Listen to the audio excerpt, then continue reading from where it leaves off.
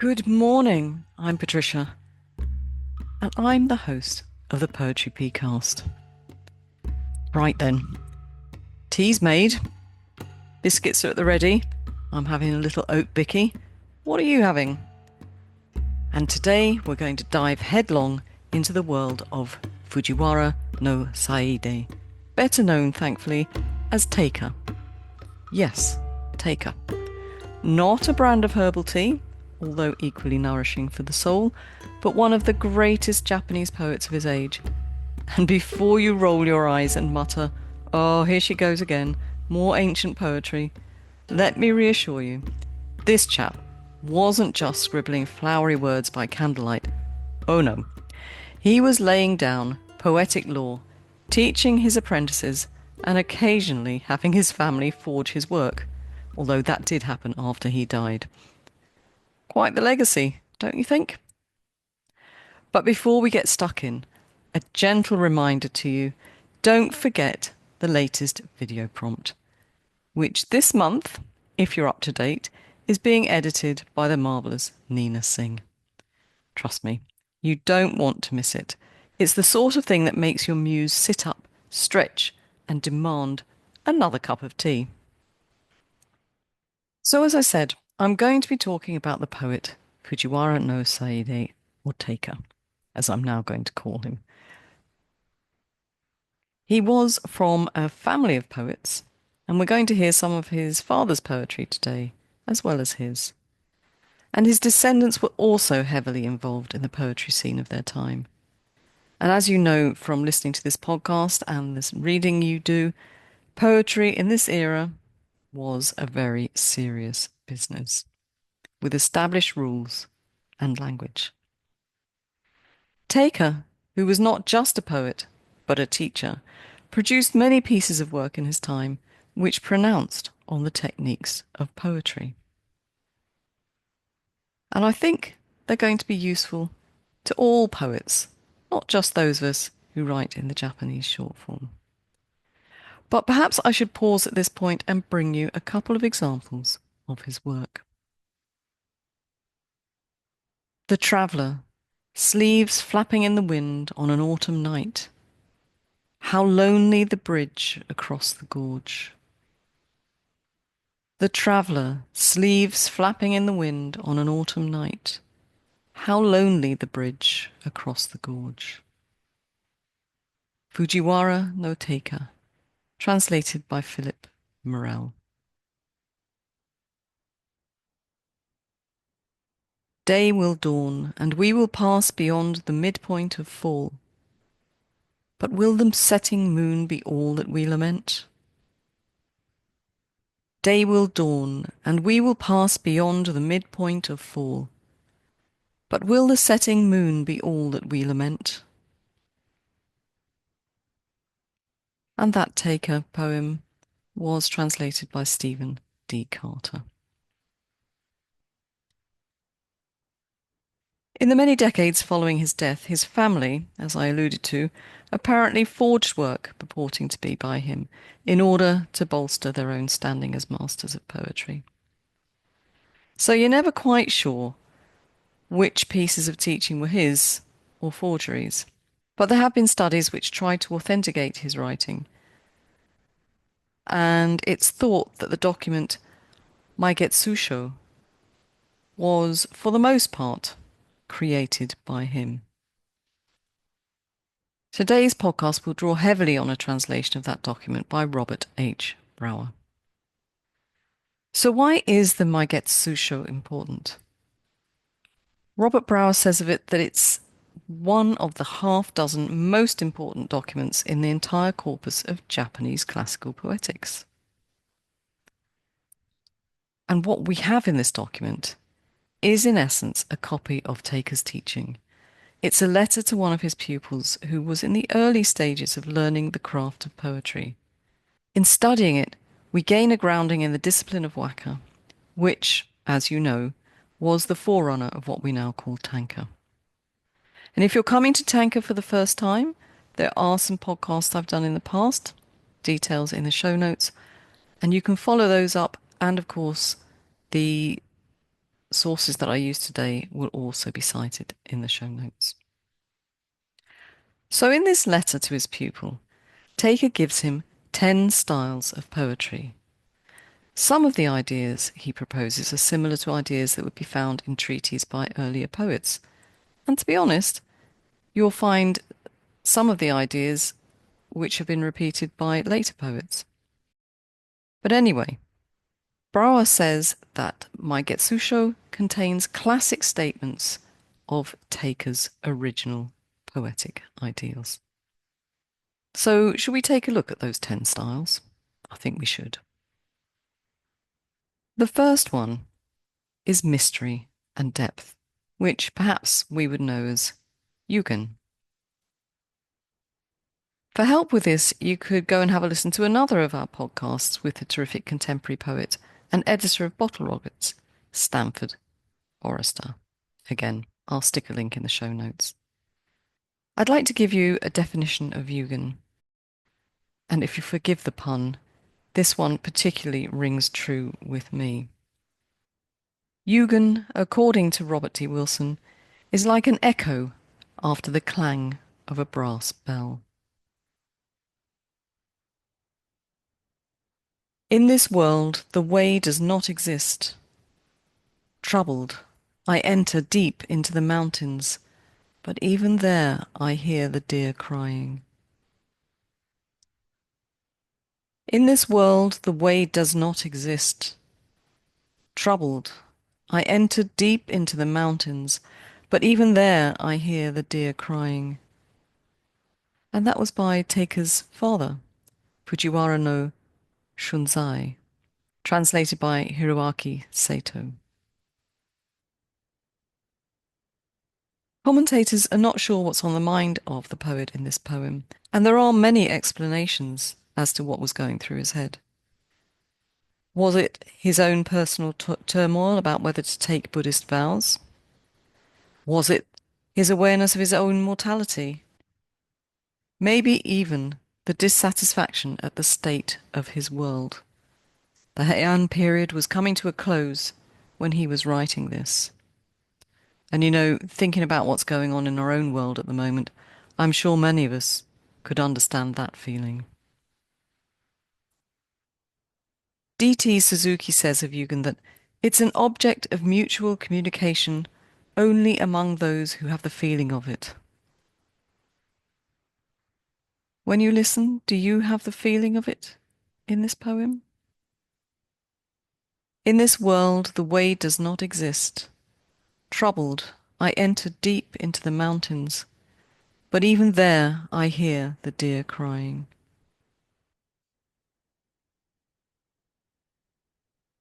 Teika's second style was appropriate statement.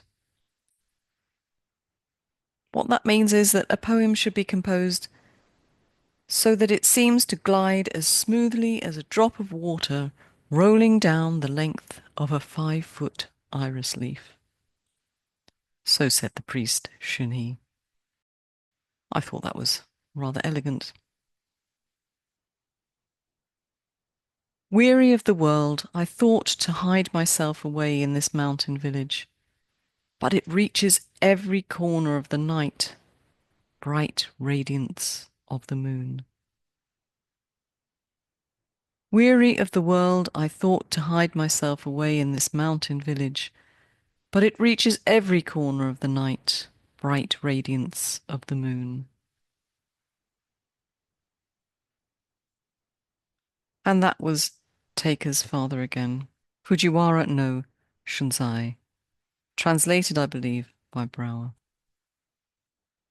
I think when you visualize a poem gliding as smoothly as a drop of water rolling down the length of a 5-foot iris leaf, and listen to this poem, you can see what Shun'yi meant. Weary of the world, I thought to hide myself away in this mountain village, but it reaches every corner of the night, bright radiance of the moon. I think this style of appropriate statement is very similar to the next fundamental style. Elegant beauty, which is characterized by harmony, balance, and beauty of cadence. Beauty of cadence. I rather like that expression. This style, I felt, was difficult to show with a poem translated from the Japanese, as so much depends on the skill of the translator. So I thought I'd use something contemporary rather than one of Teika's examples. And I've chosen these poems. Wax wing winter, all my unsent letters in a wooden box, wrapped in shadows, how you touch me still. Wax wing winter, all my unsent letters in a wooden box, wrapped in shadows, how you touch me still. And that's by C.X. Turner, and it achieved a first place in the Fleeting World Tanka Contest 2024.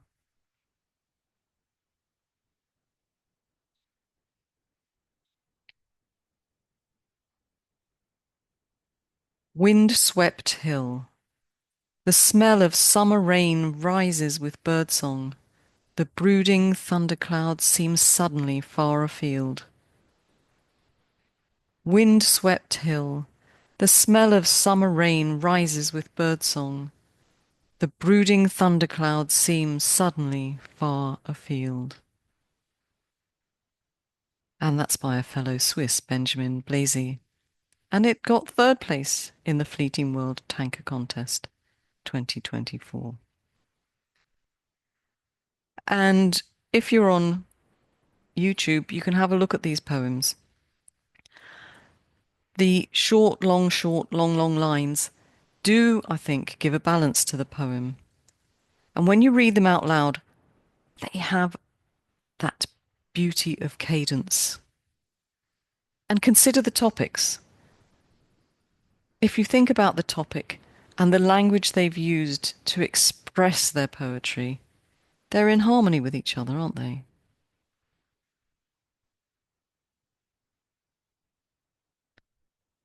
So, Teika's fourth style was deep feeling.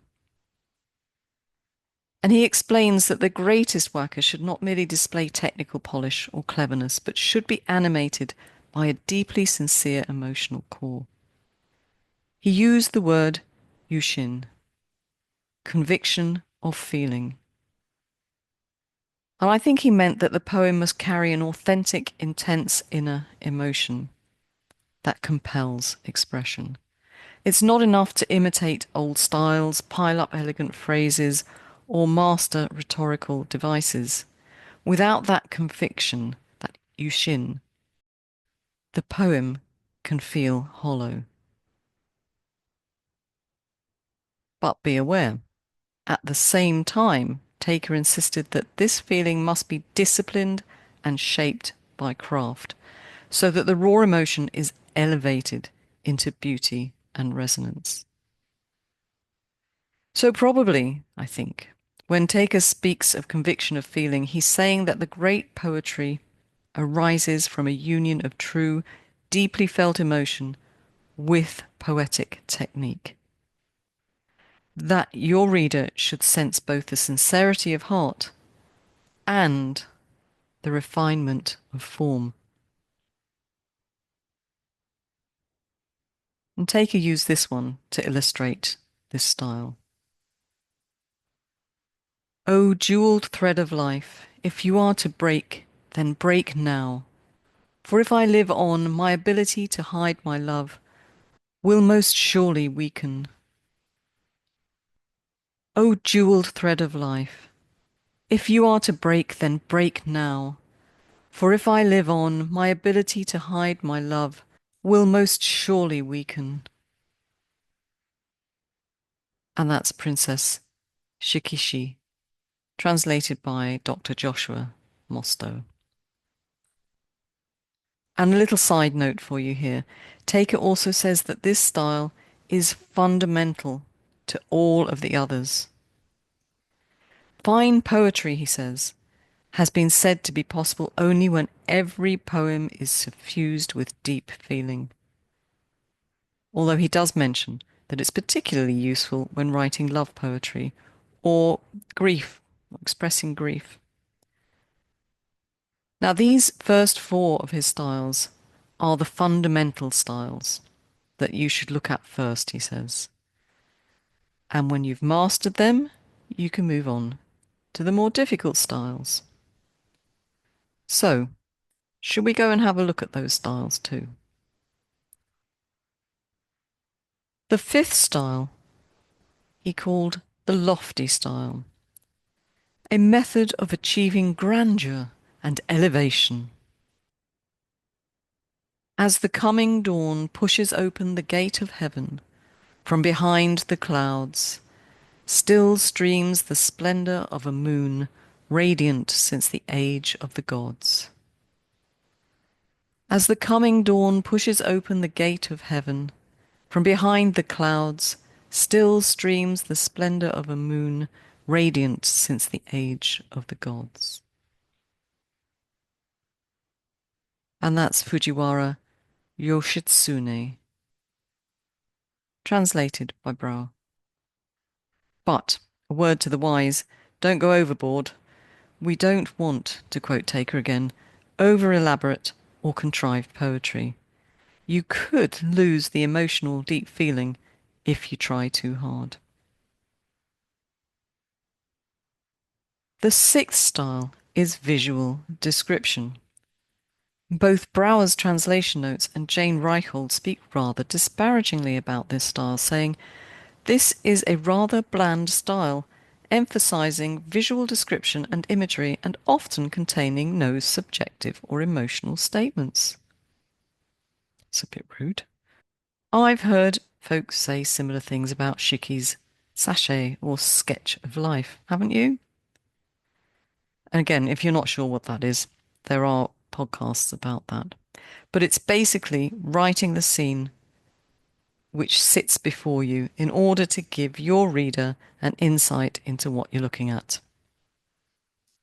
Like this poem. As evening falls through the rice plants before the gate, it comes visiting and rustling on the reeds of the simple hut. The autumn wind does blow. As evening falls through the rice plants before the gate, it comes visiting and rustling on the reeds of the simple hut. The autumn wind does blow. And that's Minamoto Tsunobu, translated by Dr. Joshua Mosdown. I possibly might translate this a little differently. We all have different styles of translation, don't we? But anyway, in this poem, the poet is sitting in front of a villa in Umizu, which is now a suburb of Kyoto. But at that time, way back in the 1100s, was in the countryside. So not only do we get a beautiful scene from the poet, but as readers of a different age, there's a little bit of historical geography in there, which makes me very happy. The seventh style is termed clever treatment. So that's a witty or ingenious treatment of a conventional topic.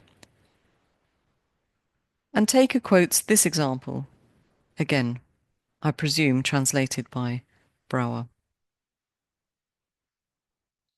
Though it was only I who came out into the garden, leaving footprints in the snow, will people think some visitor has brought comfort to my loneliness?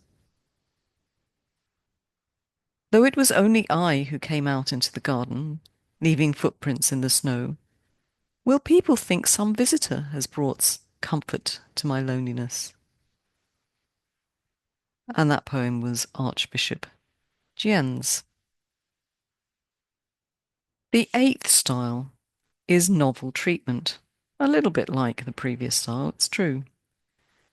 But this time we're using an unusual or original poetic conception. And Teika quotes a poem by Fujiwara, Motozane, which gets that treatment on the theme of love. A river of tears floats my body off on its current, but it cannot quell the fire you have set in my heart. A river of tears floats my body off on its current, but it cannot quell the fire you have set in my heart. Fujiwara Motozane, this time translated by Jane Reichold. The ninth style, exquisite detail. And this style is indicated by exact and precise details with often complex imagery. So, quite a difficult style to get right. 1,000 things overcome me with their sadness as I gaze upon the moon, although the autumn was not meant to be felt by me alone. 1,000 things overcome me with their sadness as I gaze upon the moon, although the autumn was not meant to be felt by me alone. Oi no Chisato, translated by Brawa. And this poem strikes me as a little overcomplicated for today's taste in tanka. However, it does illustrate the style. There's certainly symbolism and imagery, even though we as modern-day Western readers might not get it. Contemporary readers, and perhaps current Japanese readers, would understand it better. But that doesn't mean we can't write in this style. I have a more modern poem, which I think might illustrate the point.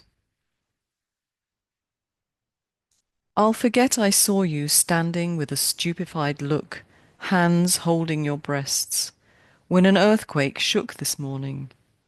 So bring me a drink, my dear. I'll forget I saw you standing with a stupefied look, hands holding your breasts, when an earthquake shook this morning. So bring me a drink, my dear. And that was Tekan Yosano, writing in the 1800s.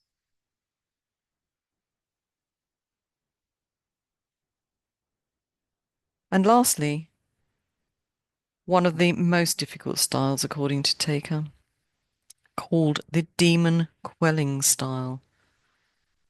Creating poetry in this style, the intensity of expression is so fierce that it feels as if it could drive away demons. So this style refers to poems whose imagery or treatment conveys an impression of violence, for example. And that's quite contrary to our expectation of the gentle nature poem we're quite used to, or the melodic cadence of that love poem. That's probably why Teika suggested we don't have a go at it until we're proficient at the other styles. Its key features then would be emotional intensity. Unlike the refined subtlety of his yugen or ushin poems, these verses will burn with urgency, anger, or grief. And you'll find that the diction and the rhythm is quite harsh too. The language sometimes breaks unexpected elegance, giving the verse a raw, almost violent force. Have a listen. From the vast sea, the waves encroach in thunder upon the quaking shore, breaking, smashing, riving, falling in great sheets of spray. From the vast sea, the waves encroach in thunder upon the quaking shore, breaking, smashing, riving, falling in great sheets of spray. And that's Sanetomo, translated by Brower. And that's the end of the 10 styles. A lot to mull over and practice, perhaps. Next week, I'll do some more thoughts from Teika on the writing of waka, stroke tanka. And I'll give you some exercises, which I'll check out myself this week, see if they work. And we'll look at some more contemporary tanka to get you in the mood to write. Because next month, again, if you're listening in real time, we're writing tanka. And there we have it.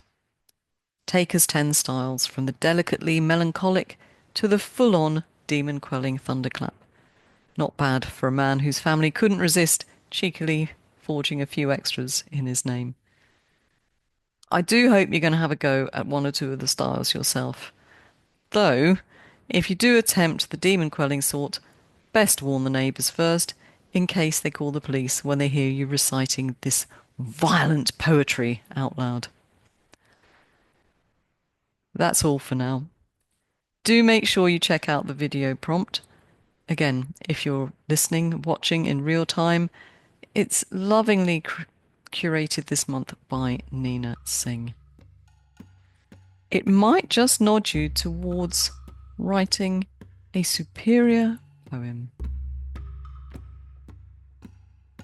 But till next time, keep experimenting with those styles, and remember, a self-consciously fancy verse is, as Teika would say, a big fat no-no. Well, he might not actually use those words. I'm sure he'd be much more eloquent. So until next time, keep writing. And remember, there are links and sources in the show notes for you to follow up if you're interested. Ciao!